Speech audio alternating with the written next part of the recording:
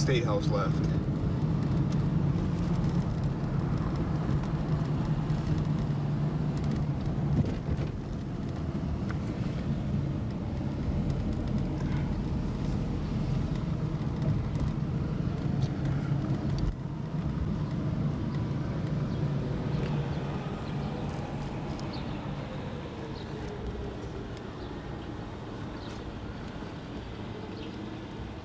Maybe we can go up. It looks like there's a guard up here at the booth. Maybe he would know where the cemetery is. Yeah, that'd be good if he would. It's called the Friends Meeting House Cemetery. Yeah.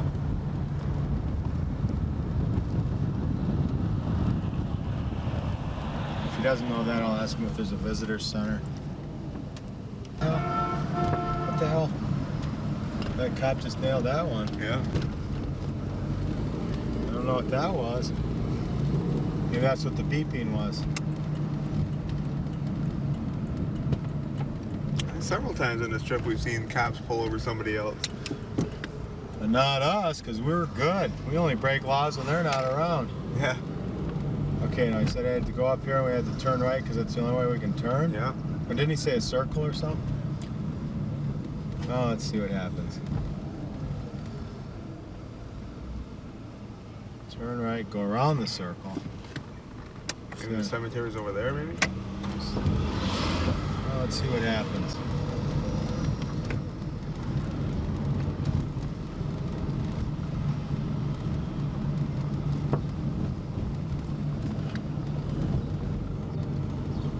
Well, his directions don't seem to make sense, according to what we're seeing here.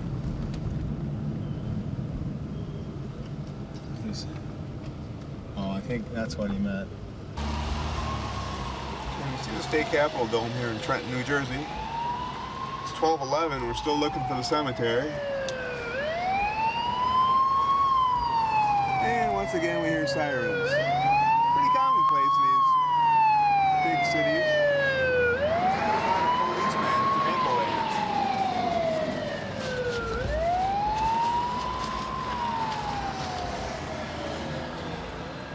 We are in downtown Trenton, New Jersey. Okay, we finally found it. After 2.5 hours of looking, we finally found the Friends Meeting House Cemetery. And here is the grave of George Clymer.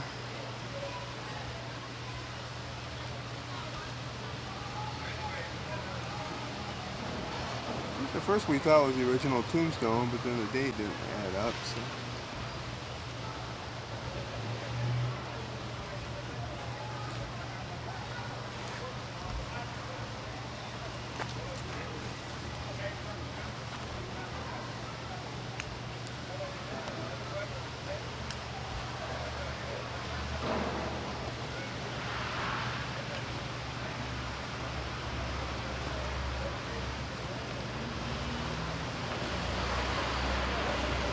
As you can see, we're underneath a tree. And it is starting to rain out now. Here's one last look at the gravesite of George Clymer.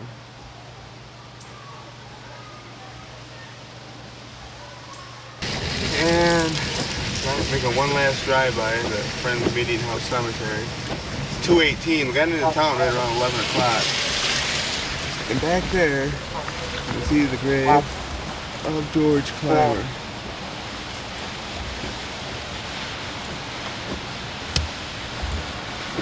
There we go.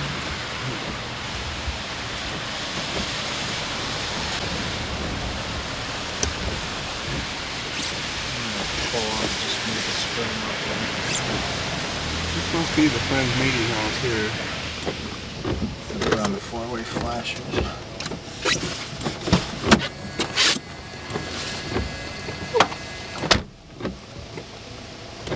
It's 64 degrees today. It's now raining. You can see the gate there.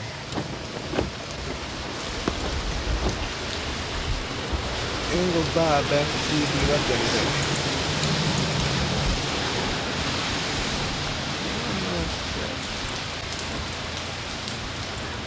Looks like not.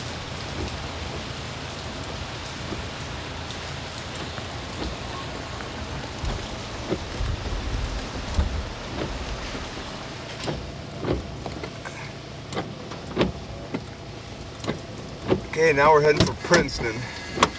Okay. It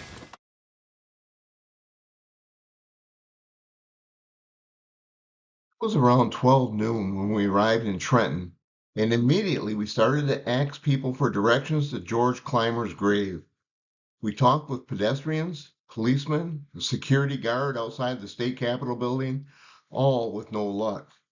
2.5 hours of searching, and our clamor for Clymer reminded Bob and I of our chase for Chase. Then out of nowhere we caught a break when a guy outside a church gave us precise directions to the Friends Meeting House Cemetery. During our frantic search, however, the two of us hadn't noticed the sky had darkened and there was a definite threat of rain in the air. In fact, just as we arrived at the cemetery, it began to sprinkle. But once again, our guiding spirits were on our side as Clymer's tombstone was located near the back of the small graveyard, and it was under the canopy of a huge pine tree, which kept Bob and I and our precious documents dry.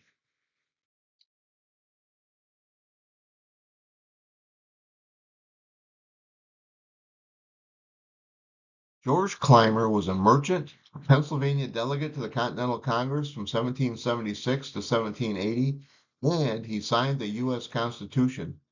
Clymer helped reorganize the Continental Army, which improved conditions for the soldiers. For his efforts, the British ransacked his home, while George's wife and kids hid in the nearby woods. Clymer proved his faith in the new government when he exchanged all of his money, and that was gold, silver, and British pounds, for Continental paper currency. Soon after, George was named one of the first two Continental treasurers. As a delegate, George Clymer was quiet, and he rarely spoke in debate.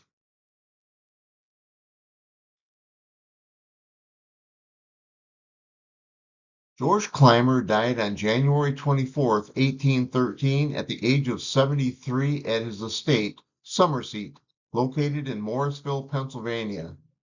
Of the 35 signers' graves we had visited up to that point, Clymer's was the least impressive, and that surprised Bob and I since George had signed both the Declaration and the U.S. Constitution.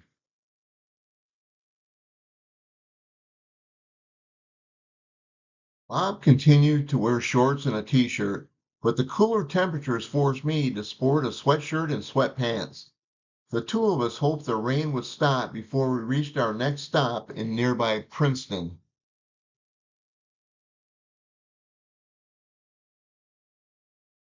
Our visit to the humble gravesite of George Clymer marked the 35th signer's grave of the trip, with only 21 left to find.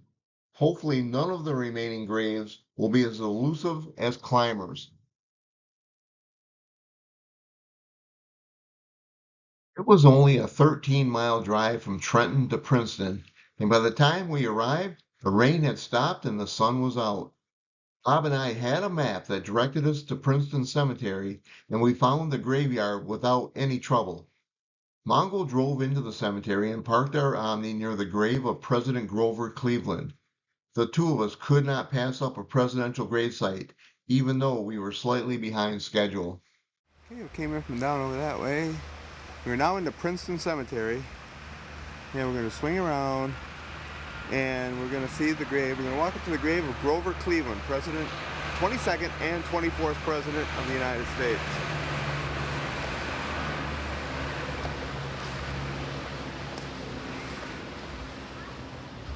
And there it is, Grover Cleveland.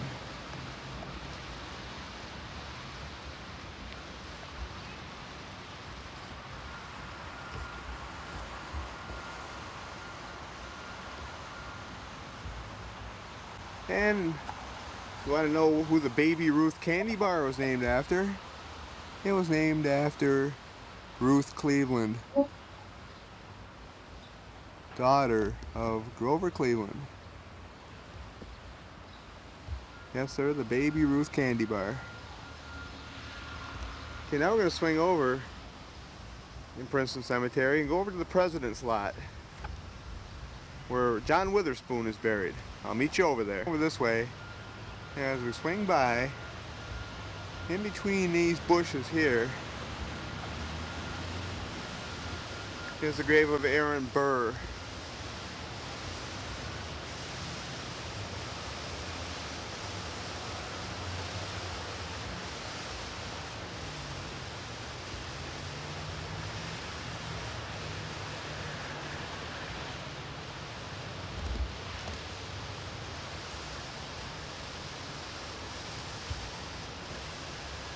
Now we'll swing by.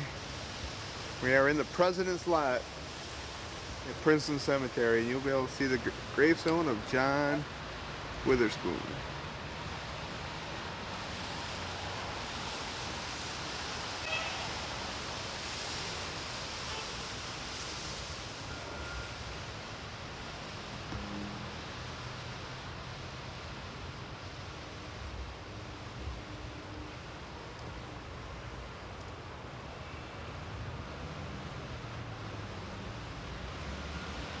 He was the 6th president of Princeton College,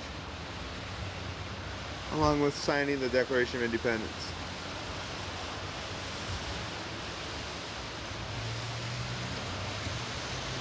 Not too far off from Princeton University, probably a few blocks away.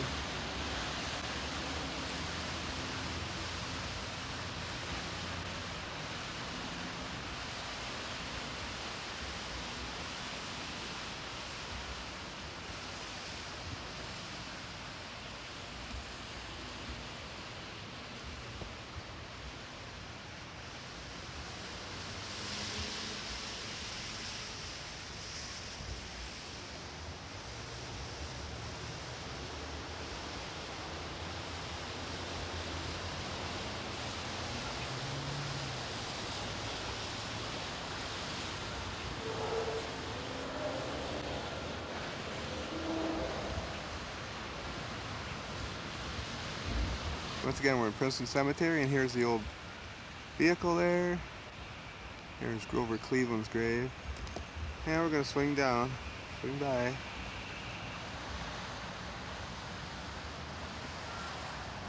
There's a monument to Paul Tulane, who Tulane University was named after. And over in that vicinity is the grave of John Witherspoon. Yeah, there's Mongo, he's looking at it.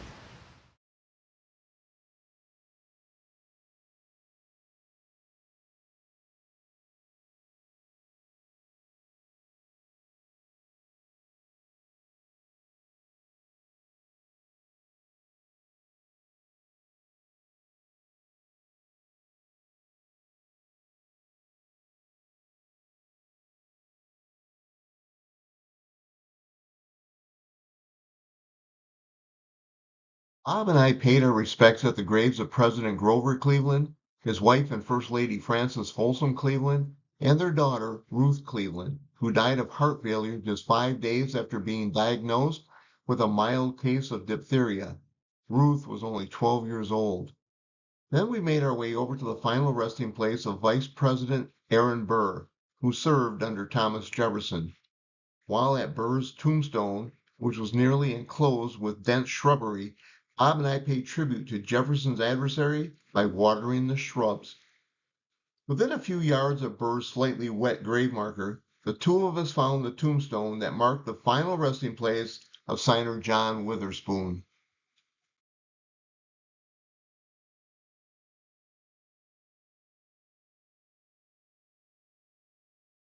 John Witherspoon was a clergyman, a New Jersey delegate to the Continental Congress from 1776 to 1782, and the 6th president of Princeton University, known then as the College of New Jersey. Witherspoon was appointed congressional chaplain by President John Hancock in 1776. In answer to an objection that the country was not yet ready for independence, Witherspoon stood and replied, "It was not only ripe for the measure, but in danger of rotting for the want of it." Witherspoon was the only active clergyman and the only college president to sign the Declaration.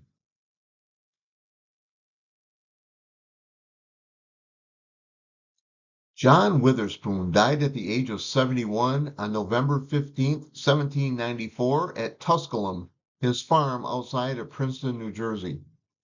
Witherspoon's tombstone was weathered, badly stained, and very difficult to read, mainly because most of the inscription was written in Latin.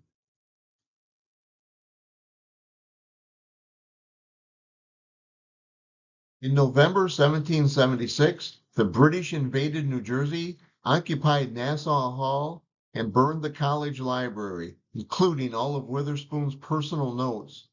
The signer was responsible for rebuilding the college after the war, which caused him great personal and financial difficulty. The following year, Witherspoon's son, James, was killed in the Battle of Germantown, Pennsylvania. In 1791, the 68-year-old man of the cloth married a 24-year-old widow who bore him 2 daughters. The signer has suffered several eye injuries and was blind by 1792.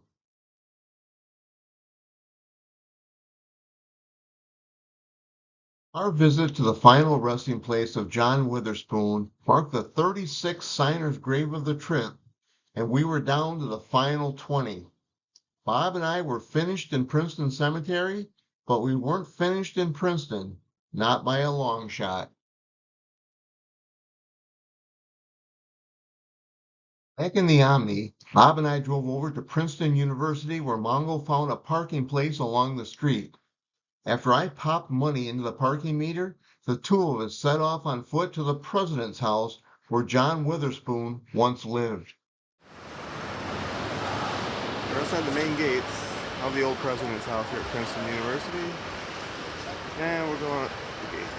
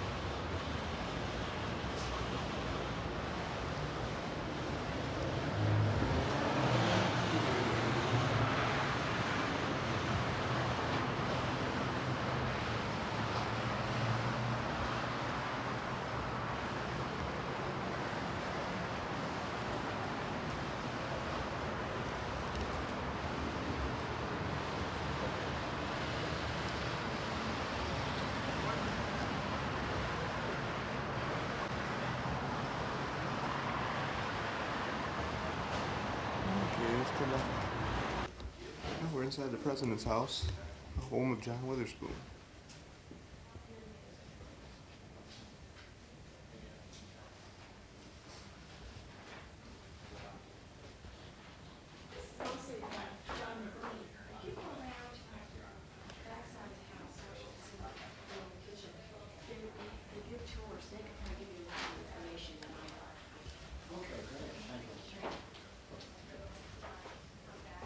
Tom Selle's finally paid. Yeah, that's right. Okay,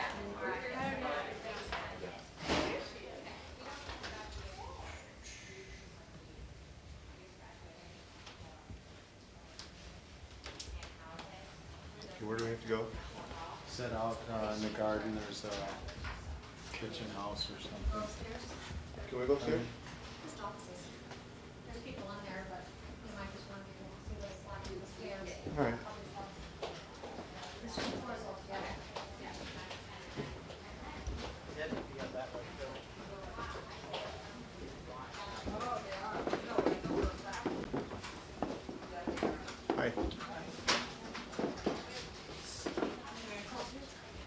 just told us we could take a look at the home of John Witherspoon.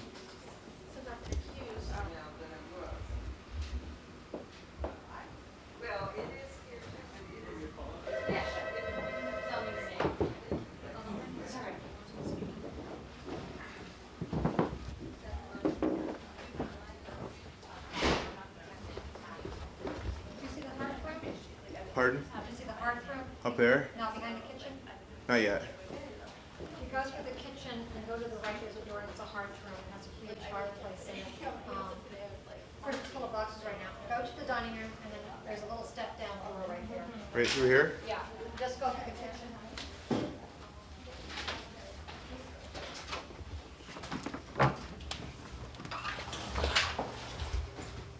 Okay, go through that other doorway right there. Oh, I see. And that's called the hearth room.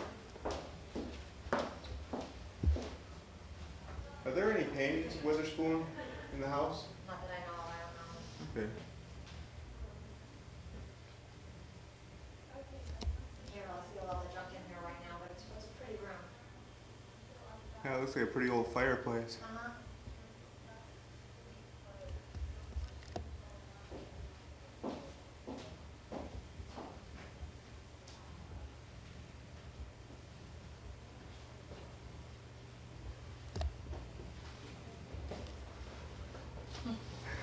Nothing to do with anything here. This is just a back stairwell. You guys have a marker? Which marker? Outside old president's house here at Princeton University.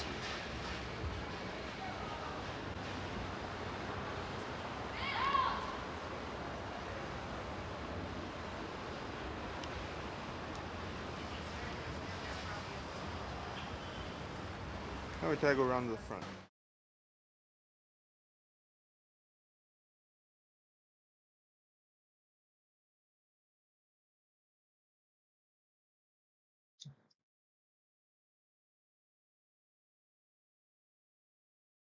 Now known as the McLean House, which was built in 1756, John Witherspoon lived here as college president from 1768 to 1779.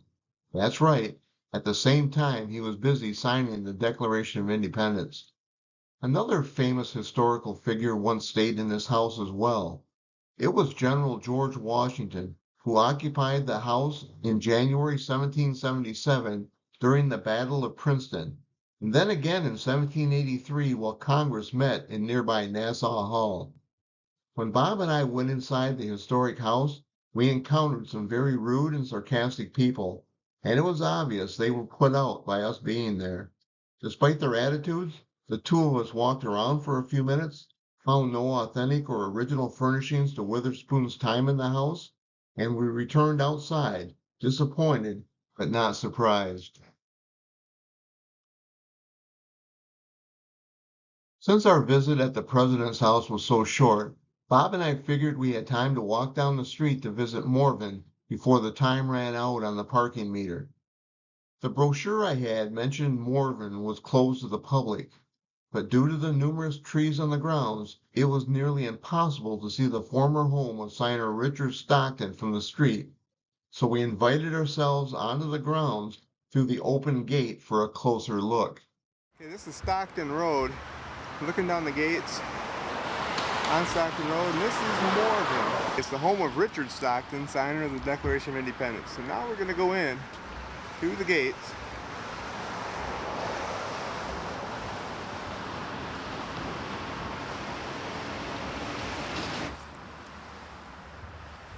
And here is Morven.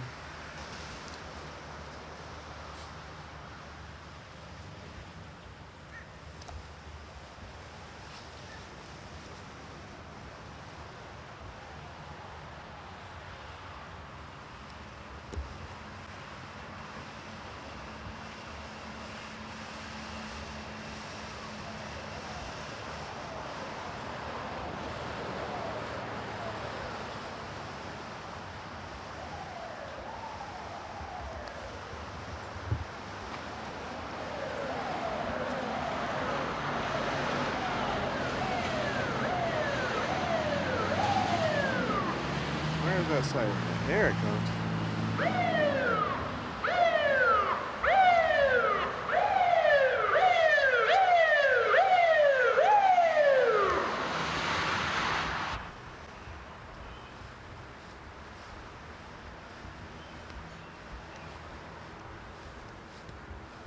Okay, this is Morven. Must be the governor's residence.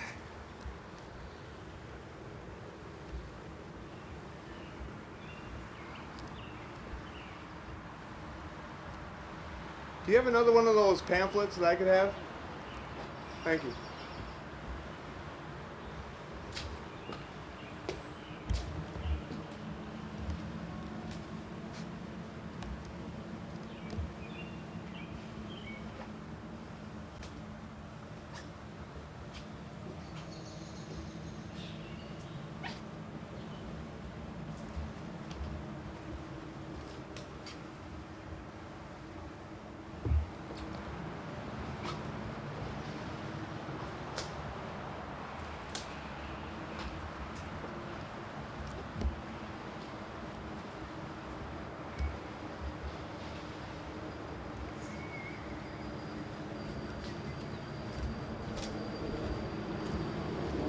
Thank you. Thanks for letting us up here. Appreciate Okay, it. no problem. Nobody's around. Sometimes this going to be open to the public? Well, once I get everything, try and get some money donated here so we can get some stuff. You know, it's empty. Will it be state funded?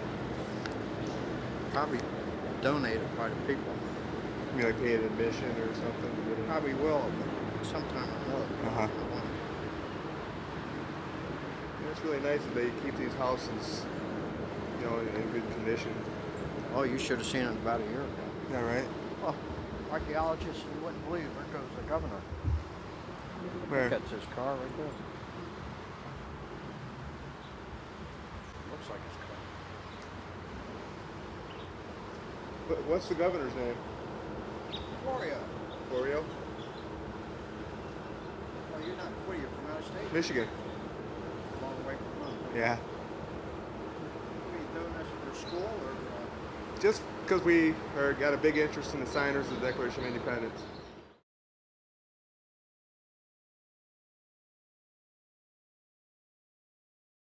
Signer Richard Stockton built Morven in the 1750s. In late 1776, Morven was pillaged and burned by the British. Roughly 4 years after that, Richard Stockton died in this house. The house served as New Jersey's first governor's mansion from 1954 until 1971.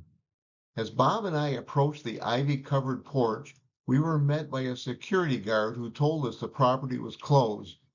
But when we explained our mission and what we hoped to photograph, the guard granted our wishes without a ton of persuasion.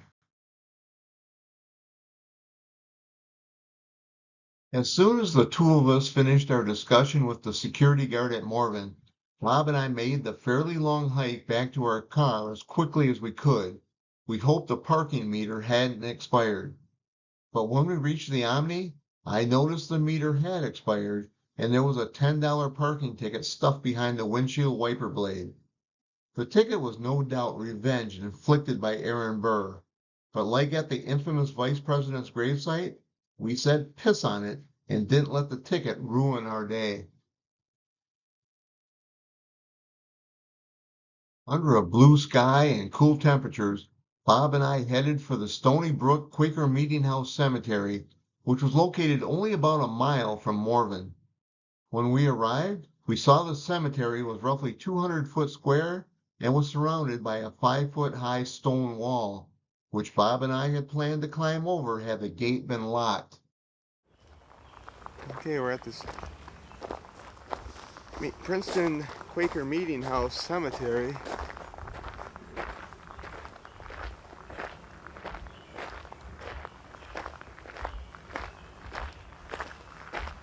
Probably about a mile from Morven. Yeah, hopefully there'll be a gate up here. We don't really feel like climbing.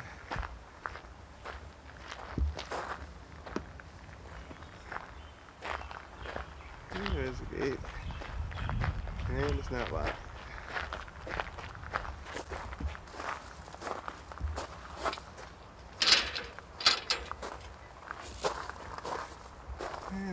cemetery. And there it is, Richard Stockton.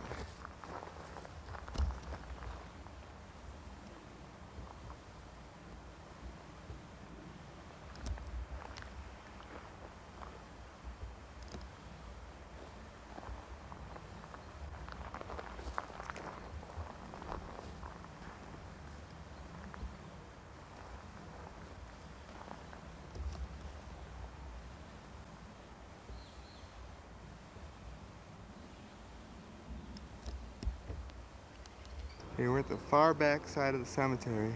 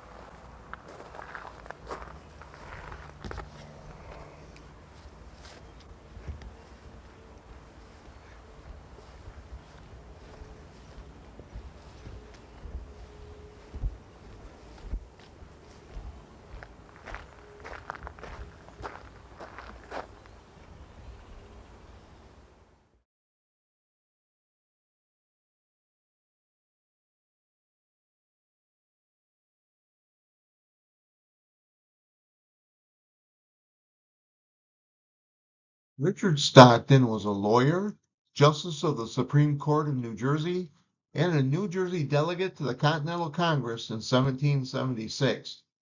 Richard's daughter Julia married Benjamin Rush on January 11, 1776, less than 8 months before Rush signed the Declaration of Independence. Stockton was the first delegate from New Jersey to sign the Declaration, and he was the only signer to die from retributions by the British aimed directly at members of Congress for signing the Declaration.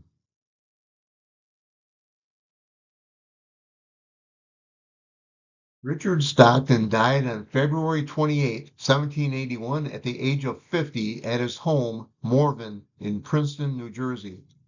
Stockton was laid to rest in an unknown location within the walls of the Stony Brook Quaker Meeting House Cemetery. This memorial I'm posing alongside was dedicated to the signer.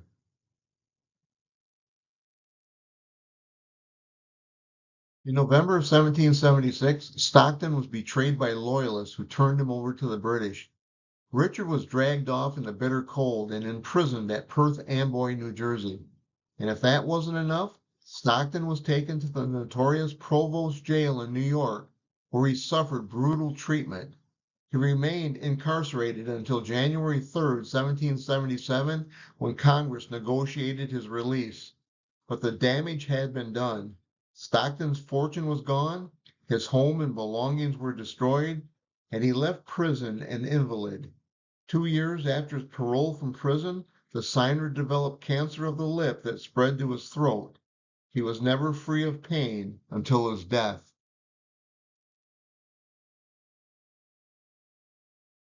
Richard Stockton died a hero, paying the ultimate price for a cause he believed in.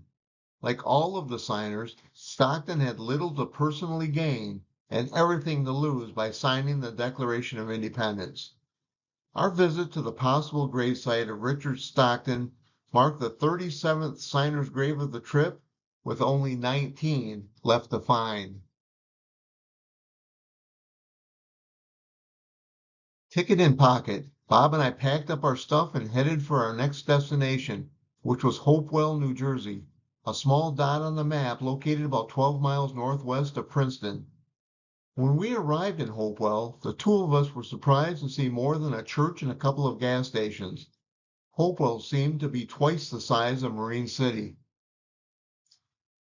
Once we had reached the center of town, we drove past the old school Baptist Meeting House Cemetery where we saw the grave of signer John Hart from the road. Bob pulled the Omni into the first driveway past the burial ground, which also happened to be the entrance to the Village Express grocery store. Since the trip began, Bob and I had been hankering for some Ben & Jerry's ice cream, which is only found in the northeast part of the country. But first things first, we had to find the heart before we could satisfy the stomach. I can't believe this town is this busy. I thought it was just gonna be a little tiny. Yeah, it looks like a little dot on the map. Yeah.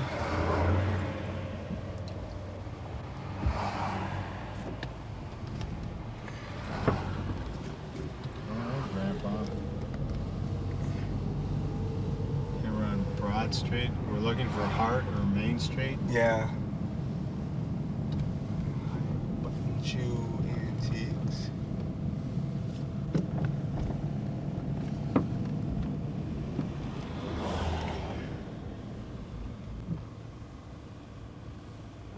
I got a feeling this next street might be Main Street.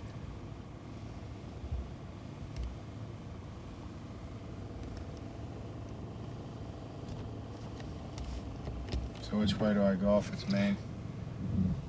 I don't really know.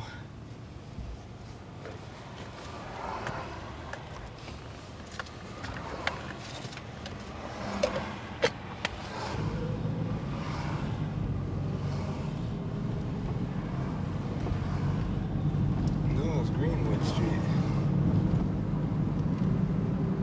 I can't believe this little town is this big. Hopewell Academy. This little cemetery is probably buried in here.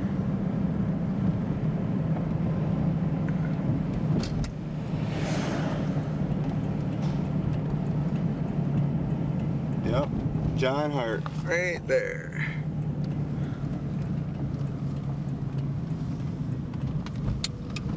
Going the wrong way, but it's a small town.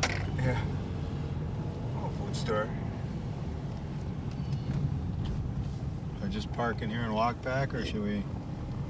I'm gonna get a No, no, we can just hop the fence right there. Yeah.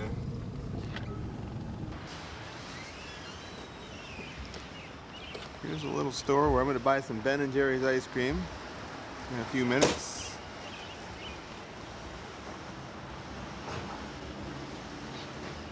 Now we're gonna walk off to the cemetery.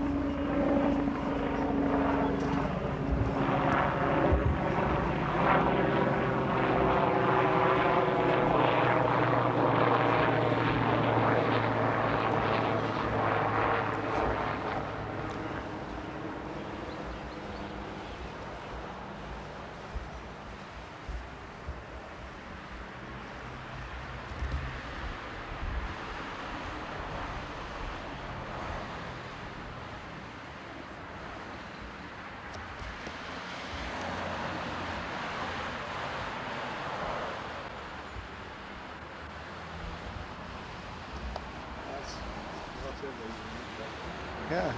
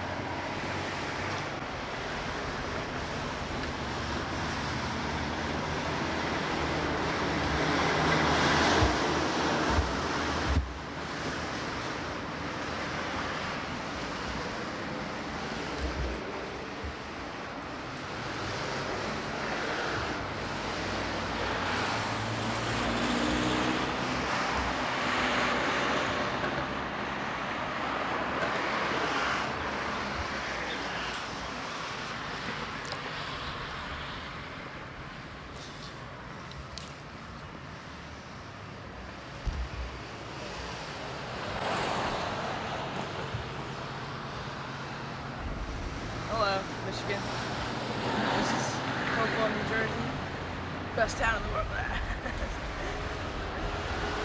Alright, that's it. You lived here all your life? Yeah. All my life, 15 years. Your friend lives out on the Hart farm? Yeah. Twin Hart. It's called Twin Hart Farm now. What's the best baseball team in the world? I don't know. I don't follow baseball. You don't follow baseball? I play soccer. Soccer? My son plays soccer. My wife. Who won the Lakers game yesterday? Lakers Chicago. I don't know.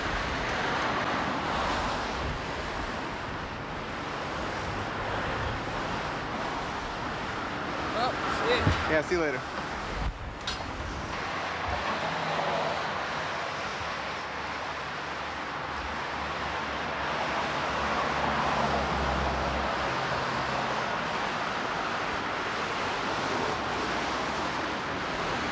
Here in downtown Hopewell, New Jersey.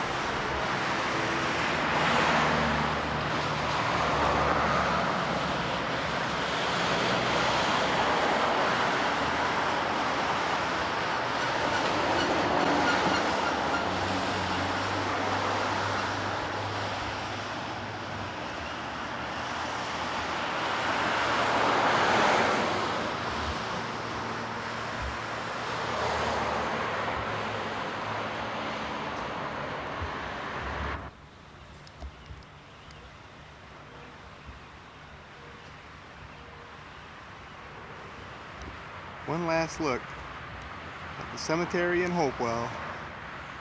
The signer John Hart is buried.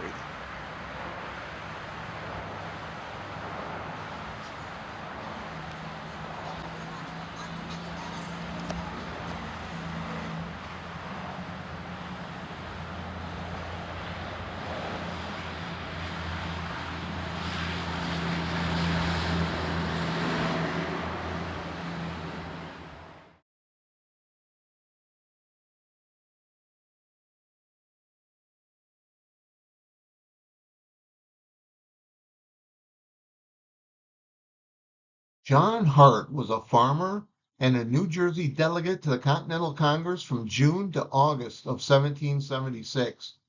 Hart was in Congress just long enough to vote for independence and sign the Declaration.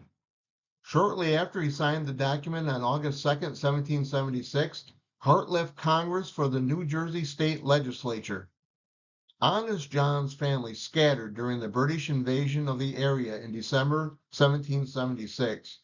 After the American victories in Princeton and Trenton, Hart came out of exile, only to find that his wife had died.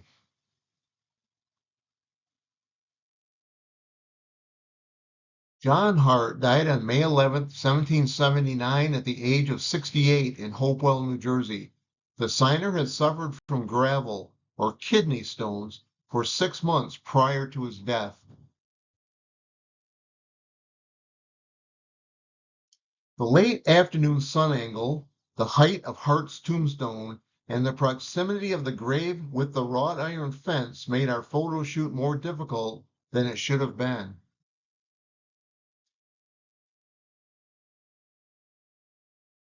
Our visit to the final resting place of John Hart marked the 38th signer's grave of the trip, with only 18 left to find. And just as Bob and I were about to conclude our photo shoot, the Spirits of Independence sent a 15-year-old kid to deliver a message to us.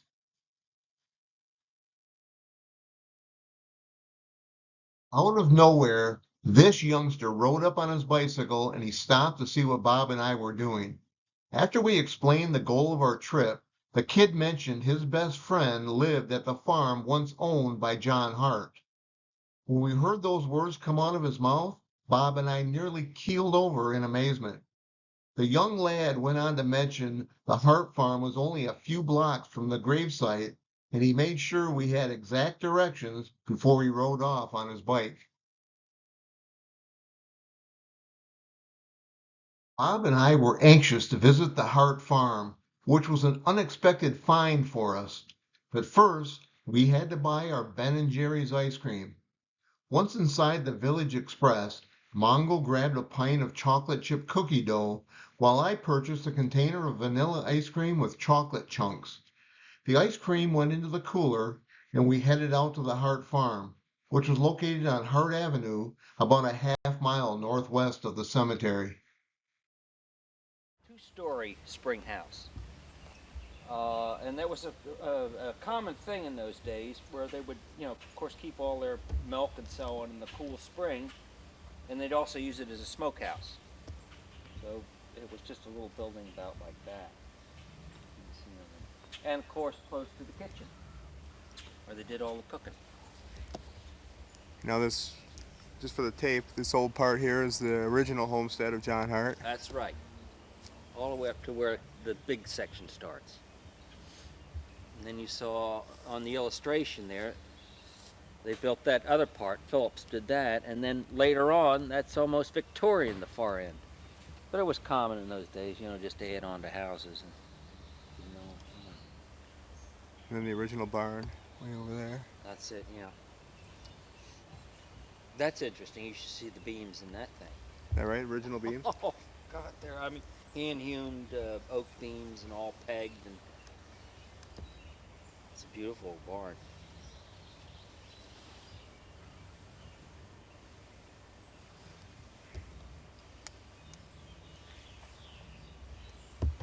At one time, this was 3 apartments.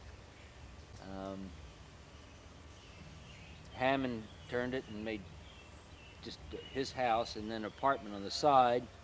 And then when I bought it, I made the whole thing our house because I have 4 daughters that are coming in and going all the time. Uh-huh. It seems like every place we go, we hear sirens. I don't know what's going on here. I heard that earlier. That's rescue squad. Maybe a car accident.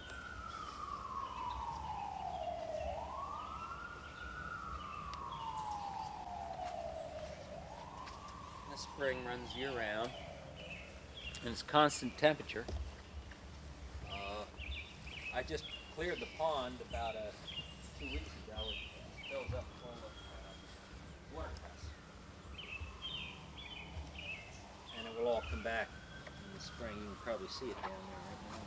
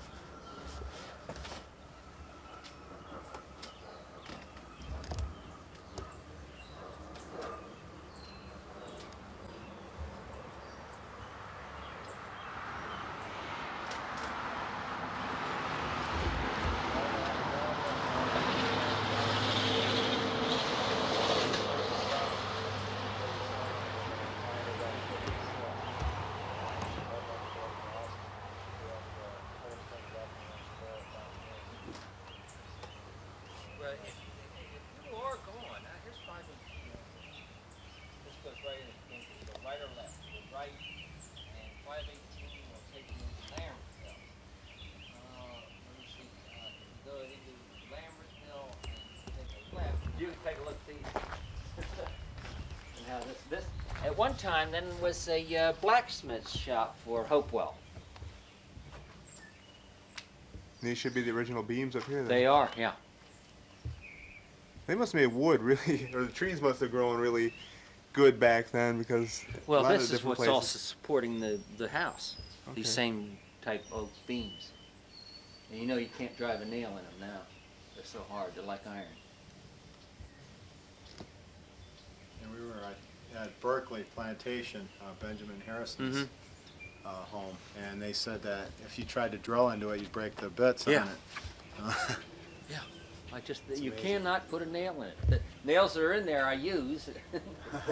I can't drive another one in there.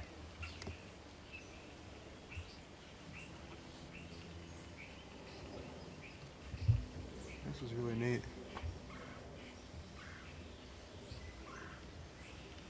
We just had a yard sale, and that was rejects. I'm trying to clean the place up constantly.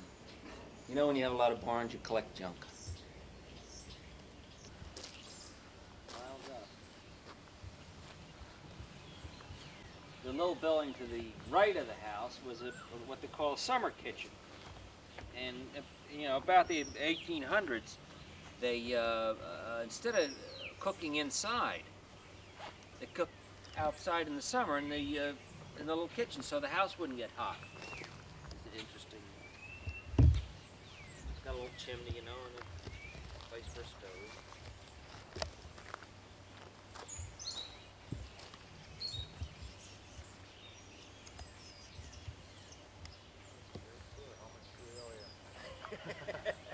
$5 at most places.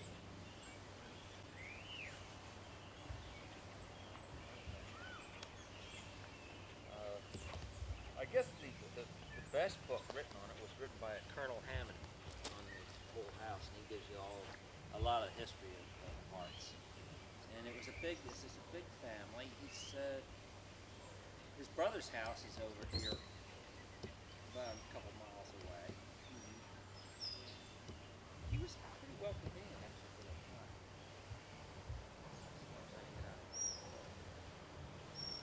Being Miller and a well thought of, public servant, well thought of enough to sign the Declaration. So. Yeah, from what we've seen and heard on the trip, most of the signers were pretty well-to-do, at least at one point in their life.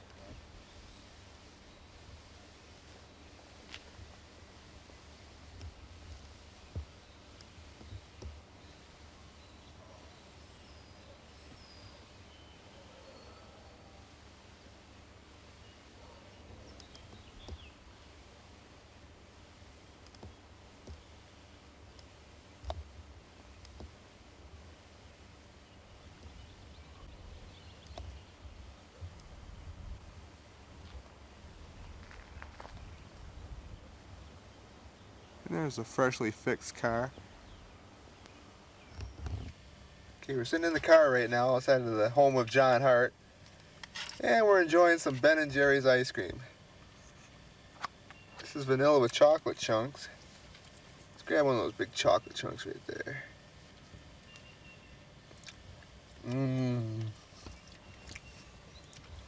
And Bob's enjoying some, He doesn't know what I'm enjoying. Chocolate chip cookie dough. Good eating.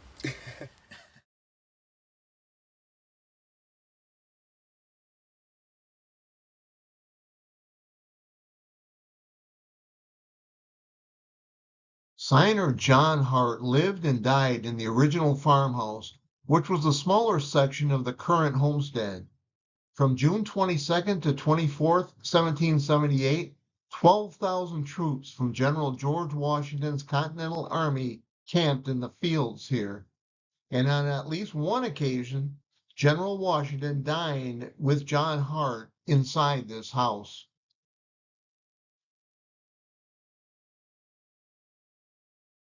After several unsuccessful attempts at contacting someone inside the house, the owner finally came out to greet us with a beer bottle in hand. Robert Burchell Stewart had owned and lived at the Hart homestead with his wife Carol and their children since the late 1960s. When Mr. Stewart came out to see who the strangers were, he seemed very friendly. In fact, Bob talked to us about the history of his home, and he took us inside for a quick glimpse of the interior. Our impromptu tour ended inside the barn, where we saw original wooden support beams that were harder than steel. Our visit at the Hart homestead lasted about a half hour. When Mongo and I bid farewell to Mr. Stewart, we headed back to the Omni where Ben and Jerry were waiting for us. Bob and I sat in the Omni just down the street from the Hart farm, where we wolfed down our ice cream. It was the first food we had eaten all day, but now it was time we found some real food, and fast. Before we left his home, Bob Stewart had mentioned that we could find a variety of restaurants in Lambertville, which was located roughly 10 miles to the west along the Delaware River. Once in town, there were a few choices of where to eat, but a couple of elderly ladies sitting on their porch recommended one in particular, the Elephant and Castle. Okay, here we are.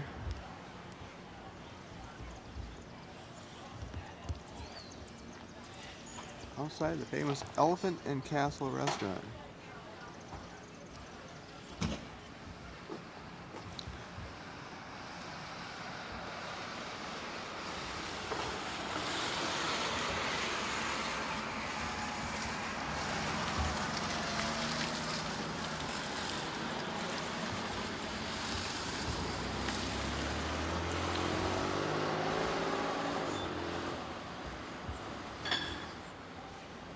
Just got done eating a really nice hamburger. Had a beer along with it.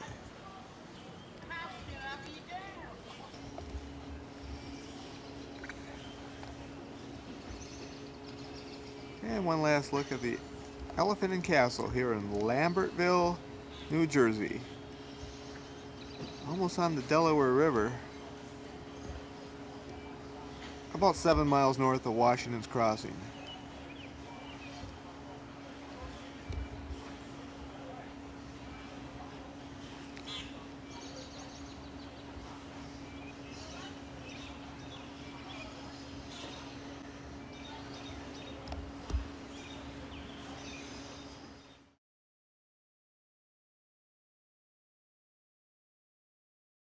At the pub known as the Elephant and Castle, which had an amazing atmosphere, Bob and I dined on the best hamburgers since the ones we had at Goonie Bird's down in Irmo, South Carolina.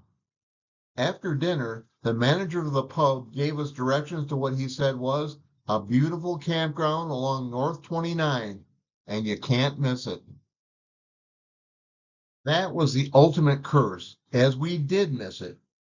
At a gas station in Frenchtown, we got directions to another campground, which was located in Upper Black Eddy, Pennsylvania. Once again, we crossed the Delaware River, followed his directions, and arrived at the campground at about 10 o'clock. But there was one problem. The gate to the campground was closed, although there was no way we were going to leave. We opened the gate and drove onto the property, only to discover there was no one there to register us. Finally, an older guy in his pajamas descended down a flight of stairs, took our money, and assigned us a site. Once again, Bob and I set up our tent in complete darkness. It had been a long day, and it didn't take long for the two of us to get to sleep. We went to bed, however, wondering what New York City would have in store for us the following day.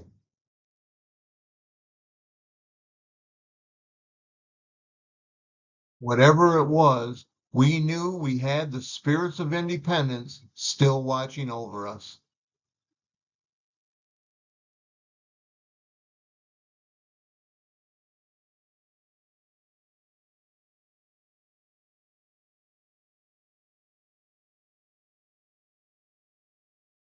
Well, that's it for our time in New Jersey. Aren't you glad we got the Omni fixed so it didn't ruin the rest of our trip? On the next episode of the Spirits of Independence, Bob and I take on the Big Apple, New York City. While the delay with the car forced us to cancel our planned visit to Liberty Island, the two of us replaced that tour with something more incredible, and since 2001, a lot more heart-wrenching. Trust me, you won't want to miss the next episode. Please do us a favor and subscribe to this channel and hit that like button below. And feel free to leave a comment as well. Thank you so much for watching, and we'll see you on the next episode of The Spirits of Independence. So long.